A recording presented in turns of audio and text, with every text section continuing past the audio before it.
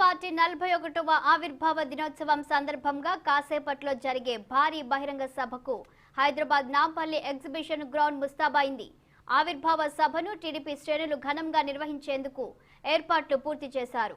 మధ్యాహ్నం 2 గంటలకు కాసాడి జ్ఞానేశ్వర్ ఆధ్వర్యంలో టీటీడీ సభ ప్రారంభం కానుంది. ఈ సభకు ముఖ్య అతిథిగా టీడీపీ అధినేత నారా చంద్రబాబు నాయుడు హాజరు కానున్నారు. మధ్యాహ్నం 3 గంటలకు చంద్రబాబు జూబ్లీహిల్స్ నివాసం నుంచి బయలుదేరి ఎన్టీఆర్ ఘాట్ లో నివాళులర్పించనున్నారు. అనంతరం నాంపల్లి ఎగ్జిబిషన్ గ్రౌండ్స్ లో జరిగే సభలో పాల్గొననున్నారు. సభకు 2 తెలుగు రాష్ట్రాల నుంచి సుమారు 15,000 మంది ప్రతినిధులు హాజరవుతారని అంచనా వేస్తున్నారు. పార్టీ పోలిట్ బ్యూరో సభ్యులు, ఎంపీలు, ఎమ్మెల్యేలు, మాజీలు, సీనియర్ నేతలు పాల్గొననున్నారు. 2 రాష్ట్రాల్లో రానున్న పార్టీ శ్రేణులకు అసెంబ్లీ ఎన్నికలపై చంద్రబాబు దిశానిర్దేశం చేయనున్నారు. పోలిట్ బ్యూరో నిర్ణయాలను సభ వేదిక నుంచి వెల్లడించనున్నారు.